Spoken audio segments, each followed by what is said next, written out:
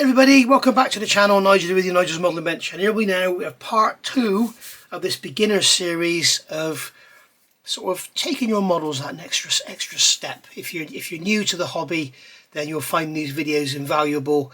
If you're not so new to the hobby, maybe halfway through the series you'll jump in and find it more entertaining. And if you're an experienced modeler, then you might just want to watch and laugh, but whatever. I'm sure that there are people out there that will find value in this. So yeah, keep the comments positive, and I will respond wherever I can. So this is going to cover ejector pin marks.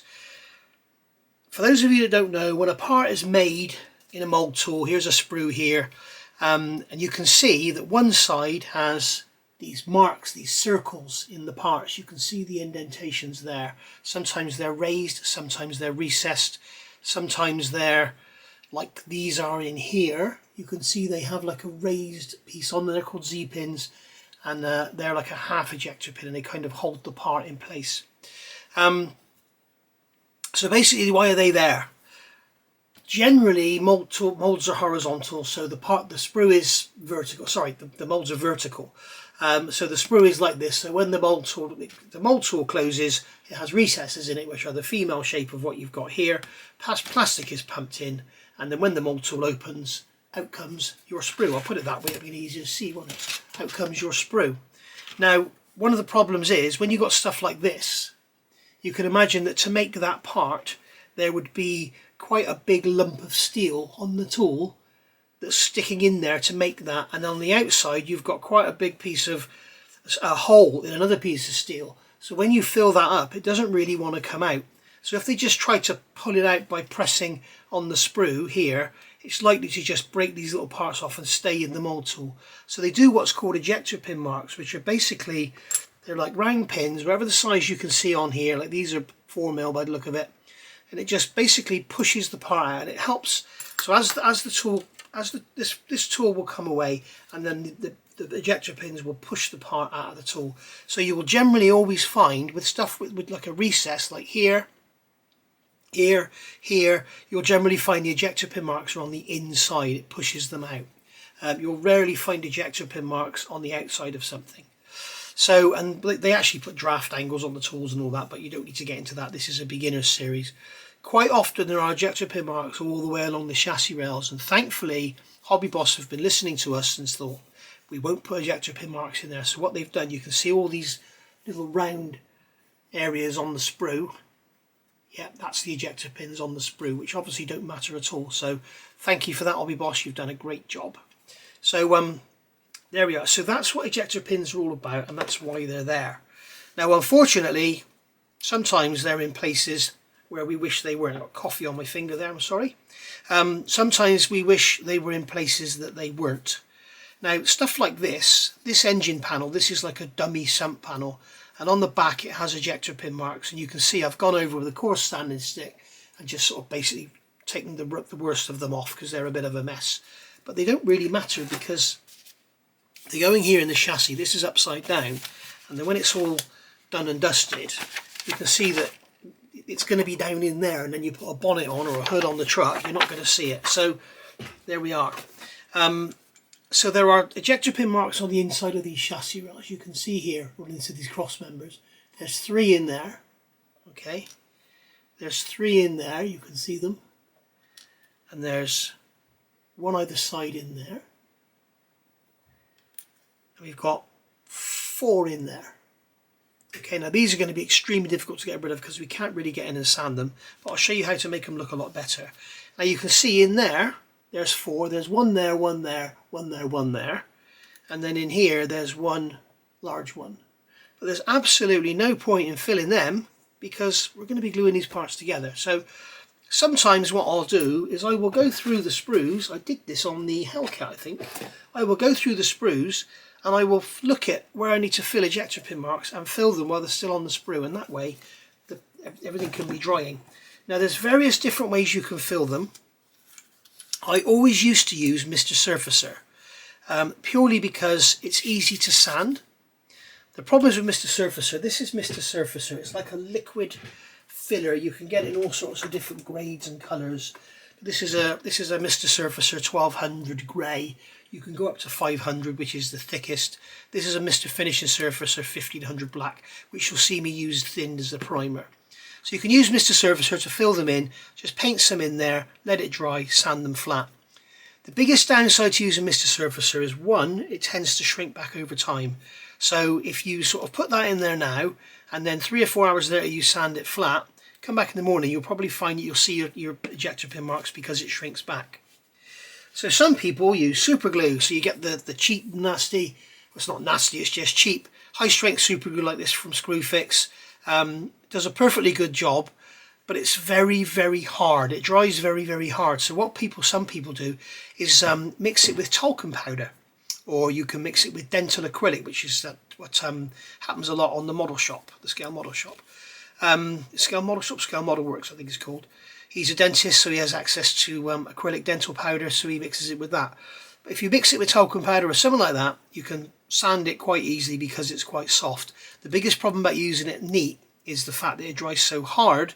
When you come to sand it, you end up sanding and you end up leaving a bulge, because what you're sanding is so much harder than the surrounding material, you end up with a bulge. So you could use this stuff here, the ASK Thin Instant Glue, but you'll probably have the same problem. It's probably going to dry quite hard. You can use this one here. This is the black Cyanacrylate Snow Dry from MIG Ammo. It's brilliant stuff because it's black and it also acts as a filler. The disappointment I find with this stuff, it's absolutely full of static, and I don't know why. And I've had a discussion with a few people about it and nobody seems to be able to put their finger on it. But I can tell you now, if I put some of this on an applicator, this is my glue looper applicator, and I literally come along from the pot and put it on there, it would go fing like electric shocks everywhere, even underneath. I've had it on my Hurricane, I think it was. I used it on the Hurricane and it actually went round and actually covered the outside of the fuselage, even though the fuselage was down on the bench with the inside facing up. It actually went around. So I tend not to use it anymore because I've found this. And this is the VMS Flexi 5K CA. And this is the black thin. There's the black and the black thin. Now, the reason they're black, I think they've got some sort of rubberized compound in them, which not only makes them a little bit softer and easier to sand, it makes them a lot less brittle. We've all seen it with super glues when I'm not going to go into glues now, but we've all seen it with super glues where you glue something on, you literally touch it and it just pings off. Very, very brittle. This isn't like that. It's very, very kind of tough in a way, but it's brilliant for filling ejector pin marks because, one, it's thin, it flows out nicely and it levels off. 2, it sands easily. And 3, it doesn't dry straight away. So if you get somewhere you don't want it, you can simply come in with a cotton bud and wipe it away. And I absolutely love this stuff. Again, this is available from Premium Hobbies. If you want to get yourself some, use the discount code NMB10, you'll get 10% off. And I've got the ordinary black here. We'll use both today so we can see how they are. Now this one here, this was bottled in the 18th of March 2022. Okay, I opened it in November 22. And it hasn't been near a fridge or anything, and you will see how good this stuff is. As we all know, many super glues, once you've had them a while, they go off. These tend to last a very long time. 22nd of April 22, I opened it in November 22, and it's still absolutely fine. So here I have a Pringles lid. Some people use masking tape. You'll see modelers, they put a piece of masking tape down on their bench. They either put their elbow in it, or they drop a part in it, or they put a knife down in it or something. Not a good idea. So I use a Pringles lid purely because you can see on here, I've used it before, you could just come along afterwards and break the Mr. Surfacer. You can break the super glue off. And the beauty of this stuff being black is you can see where it's gone. So it's easy to see when you're filling your ejector pin marks where it's going. And here's the ordinary black, and as you can see, this is going to be a thicker version of the same thing. As you can see, it's thicker, it's more harder to get out. But it's just the same glue but thicker. And as you can see, when I use my glue looper, this is what they call a glue looper. This is basically a photo etch piece of stainless steel that has a loop in the end that soon gets clogged up. And when it gets clogged up, we just come along with a cigarette lighter. Here we go. Get a cigarette lighter and just heat the end of it, and there you go. And then we can wipe that off in a cloth. And there it is, it's back to clean again. And you can see on the end of there, it has like a, I don't know if you could pick it up, but it has like a sort of, it's almost like the end of a needle. You can use a cocktail stick, you can snap the end off a sewing needle. With this one here, I'm just going to open that up a touch. There we go. But you can buy the proper glue looper. Some of them are curved, all sorts of different shapes. You can get them on Amazon. So I'm going to use this. I'll start off with the thick. Oh, one thing I've forgotten to show you. If you're struggling to see if it's raised or recessed, okay, like I think these are recessed, I can come along here. In fact, it'd be easy to do it on this one to show you. I can come along here and just go like that with a magic marker, and then grab my 5mm sanding stick, just go in there, and that's showing me straight away that they're actually recessed because the pen stayed in the hole and not on the surface. Those three are recessed. That one there, I think that one there is both. So if we get our pen and go across like that, I think this one here is raised and recessed. I can just get in there with that stick. In fact, if I get the 3mm one, it'll be easier to get in there. And we can see that it's recessed on that side and raised on this side. So they haven't ground the end of their ejector pins flat. So it's a good guide to see where we need to put our super glue. So if I use the thick stuff first, I don't generally use this, I generally use the thin. You can see here I can just puddle this into there, just like so, and just fill in that area. I've got a feeling that one could be raised, but I'm going to go around it just in case. Okay, so that's that one, and then I'll use the thin on this one just to show you the difference of how it goes in. You can see it goes in a lot easier and it levels out a lot easier as well. So if you're going to buy one VMS glue, I would buy the black thin. It's brilliant.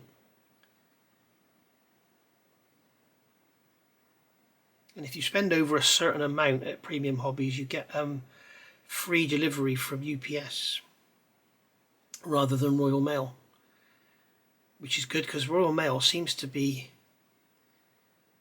very slow at the moment. Very slow indeed. I sent a letter to Belgium last Wednesday. It's now Thursday and it's still in the UK.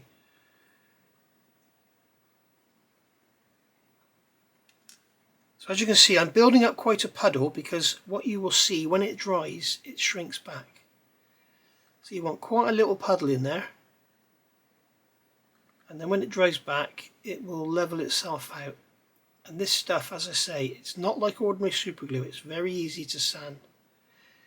And what I've also discovered, if you want to turn it into an instant glue, I have actually mixed it with this one, and it's become an instant glue that still has a bit of flexibility. But the only trouble with having it instant is it is instant. The beauty of this is, I'll show you on this part on here because it won't matter on the inside. The beauty of this is I can put that in there and say I want to keep it nice and neat and I accidentally go, oh no, I've gone off the side there. I can literally come along with a cotton bud and just wipe it all away because it stays wet. It doesn't just dry out. So that's the beauty of this VMS super glue. You can do it when you fit photo etch panels. You can just wipe the excess away with the edge, on the edge. So this one here, as you can see, we're not going to be able to sand this. So I'm going to use the thicker one, so that it doesn't all just run away because we've got angles going on. And I'm just going to run it into there. And what I'm going to do is try and hide the ejector pin mark. But I'm not going to be able to sand it perfect. So what I'm doing is going where it's recessed, not where it's raised, and just slowly but surely building it up.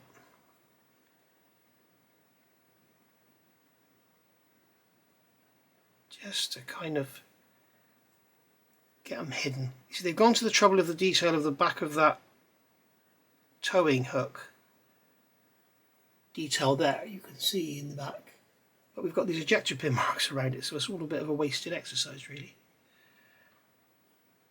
Whether you would actually see any of this on the finished truck, I do not know. But I'd rather spend the time now to get rid of them than find going down the line we've still got them there, because there's nothing worse. You could be the best modeler in the world, the best painter, the best whatever, and then you come along and you find that you've put a wash on and there's an ejector pin mark or a seam line or a mold seam or something. So that's that. So now what we can do is either just leave those and wait for them to dry, but they will take a while to dry because the VMS glue is slower drying than most super glues. Or we can come along with, I've got Vital Bond accelerator here. We can just, from a distance, just spray some on there, and hopefully that will sort it. Now I have got here, I have the big ammo version of the same thing. Now this is basically an applicator with a spray bottle. As you can see, it sprays when it wants to, but not all the time. So it's working there. Sometimes what I do, if it's a really tiny part, I will take this out and just let it drip onto the part. But I prefer the aerosol. Even with activator, this stuff still dries a lot slower than normal super glue. And you will see when it's gone because the surface kind of wrinkles up like a prune. So there we are. Right, so I'm going to turn the camera off, let that dry, and then we'll get it all sanded down. Okay, so about 10 minutes, and we can see the glue is dried. Just give it a quick prod with something pointed, and you'll see that it's dried. Sometimes it remains a little soft, so you don't want to start sanding it until it's dried. Now here, because I can't get in there and give it a good stroke with the sanding stick, I'm just going to slice off the tops. You can see how soft this super glue is. I can just carve away at it with a knife. It's fantastic stuff to work with. It really is so much better than normal super glue. You can see there, I'm just cutting it away like it's styrene. It's a little bit harder than most styrene. It's probably similar to Hasegawa plastic if you built a Hasegawa kit. We can just rub it away there, get rid of most of it. And then, if you really want to, you can come in with your pen again. It's not something I recommend all the time. You can come in and put some dots around it like that, so you can see when you've been sanding. And then, just come in with your sanding stick. Let's use the small one. And just sand away until the black pen goes missing. Or gets sanded away, not goes missing. It doesn't go missing, does it? It doesn't run away, does it? It doesn't go wandering off to the darkness and never come back.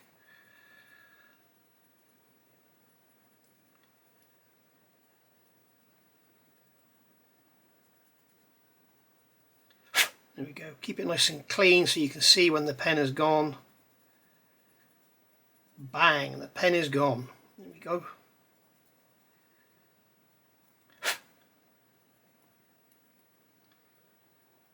I can see that on there's a bit of a fault in the mould. It's like a little mark, so I just sanded that away while I'm there. Just go around, just keep going. And as you can see, we have now got rid of that horrible mark that was in there.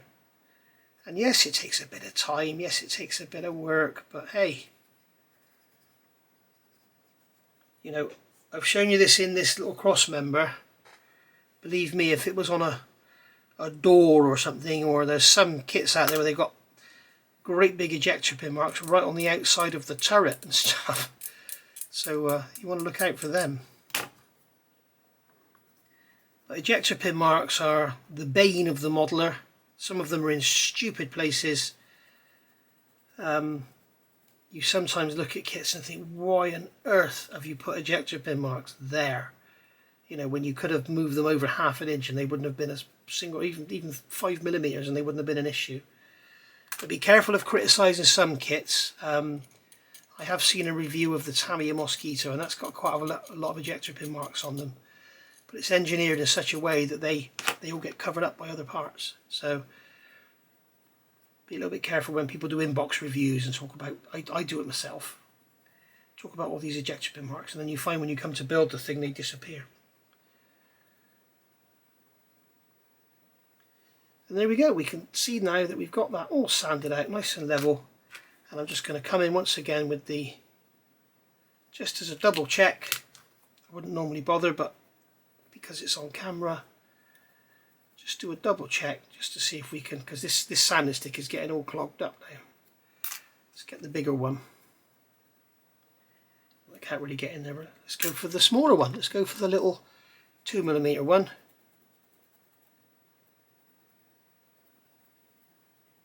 As we can see, it turns out that ejector pin mark there was all raised because I've still got pen remaining.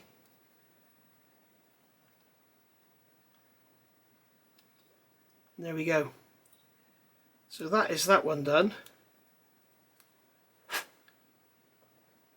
Okay, so we give that a coat of primer, they'll disappear.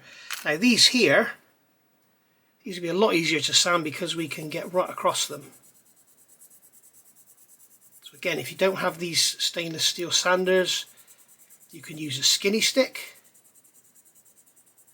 You can use a cut down sanding stick. You could use a file. You know, you could come in with an ordinary, let me look at these ordinary old cheap files I've got here, which I never really use anymore. There's the square one there. We could come in with a file. Again, this is all clogged up. They all need washing out, cleaning out. But as you can see, you can use a file just as effectively as you can a sanding stick. I've got the 5mm one here, which fits in here lovely. So we can go like that, sand them down. And because it's super glue, when we prime over it, they'll disappear because it won't all shrink back. So there we go. If you want to do the check with the pen, you can. I'm not going to bother. And you can see there that those three are all now flush. Okay, so that's basically the way to get rid of them. Now these in here that you can't sand, if you remember, I put a small amount in there and let it puddle. So what we've got in there now is like 3 little raised dimples rather than recesses. So I can come in here with my number 10 blade and just gently scrape them like so, just to kind of level them out a bit. And they're as good as you're going to get because you can't really get in there and sand them because of where they are. Now the top ones you're not going to see. They're too deep in there. But what you can do is get like I've got a blade here that I've made. If I could just pick the thing up, because I don't have any bloody fingernails. But I've got a blade here that I've made. You can buy a blade like this. But I've just ground it so that the end of it is flat. And I can just come in there with that and just scrape that away until it's gone. Or I could even probably come in and chisel it. But that's how I would suggest doing that. So there we are. We can't really get in there with anything to sand it, as I say. What I have done in the past, I don't know if I've still got it here, no I don't, is get a little bit of sanding stick, something like this. You can cut the end off like that. Then you can cut a bit more out like that, and then with a pointed tool you can spike it in there, and then we can get in there and we can actually sand it down, as you can see. But it takes a very, very long time. But it just shows you that it can be done if you want to. So that, my friends, is how to get rid of ejector pin marks. And that has been about a 20-minute video. So hope you've learnt something there. As I say, you can use Mr. Surfacer. It's a lot easier to sand, but it will shrink back on you, so it's best to use super glue if you can. And if you can't afford the VMS stuff, use ordinary, but you can always put a bit of talcum powder or something in it just to soften it up. I'm going to come in here with this one again. I can just get it on that angle there and just give them a little clean up, just like so. Okay, so as I said, ejector pin marks are the bane of a modeller's life, and they can make or break a finished model. If you've got ejector pin marks and seam lines all over your model, then it's not going to look good. It's just not going to look good when it's done. So as I say, there we go. We've shown you now how to get rid of the ejector pin marks. I don't think I can get in there with that blade and scrape that one. I can't. So I'll probably have to mount this one up in my number 4 handle and just get in and scrape those away. They'll all be gone for sure. So, alright, so I was going to call that a day after I'd done that bit of sanding and stuff, but I thought I'll just show you the next little stage I always do. If the ejector pin marks are really important, like if they were on the side of a wheel arch or something, or on the side of a bonnet, you know, or along the front of a bumper, or something like that where they're going to really be obvious, just do a little over check just to make sure they're not going to be there. I grab a drop of Mr. Surfacer. This is the 1200, which is the thinnest, and I have an old brush which is dedicated to Mr. Surfacer. And then I'm just going to come along and just paint Mr. Surfacer, and I'm using a contrasting colour. So because the filler, or the CA as it were, is black, I'm using the grey, and this will enable me just to give it an over check and just sand it again and just check that I've actually got rid of it all, or if there's any pinholes or bubbles or whatever in the filler, Mr. Surfacer, the filler or super glue, whatever you want to call it, then this will fill it up. It's almost like when they do car body work, they use a finishing, like a thinner filler. I can't remember the proper name for it now, but it's a very thin filler they go over, and it just I think it's actually called a surfacer, to be honest, but it actually just fills any small scratches, pinholes, bubbles, any imperfections that are there, and this will basically do the same, and it allows you to see. And if we end up, when we sand this, if we get a great big grey patch, then we know we've got a big hollow that we've missed. So in here I'm going to paint some. I'm going to paint it over the whole area, because this will have like a levelling effect and kind of level the whole thing out. So if there's any lumps and bumps in there, then it will kind of hide them. And I won't sand this or anything, I won't do anything to it at all. I'll just let it dry and let it level itself out, just like so. And as you can see, it'll kind of level itself out and hide anything that's there. And if there's any little lumps or bumps or ridges or whatever, it will hide the edges of them. So there we go.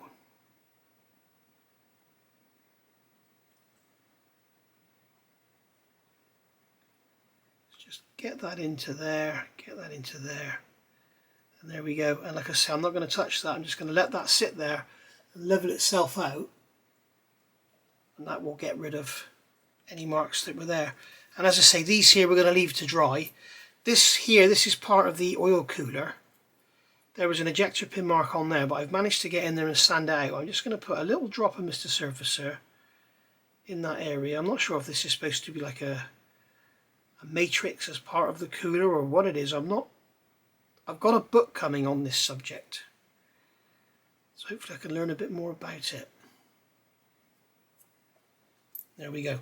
So that's that. That's just my little final check, just to make sure that we're covered. As I say, in reality, these are chassis cross members. They're going to sit in here. You know, this one's going to sit. That's the top. So that one's going to sit in here. Something like, where's it going? Something like that. I don't know. It's going to sit in there and face down. So you're not going to see that at all unless you look at the underside of the model. And then these here are going to sort of sit in here like so. You know, they're going to sit in there. So you're not going to really see, you know, unless you actually have a really good look at the chassis, you're not going to see in there. But it's just good practice to do it, and you know, you may as well while you're there.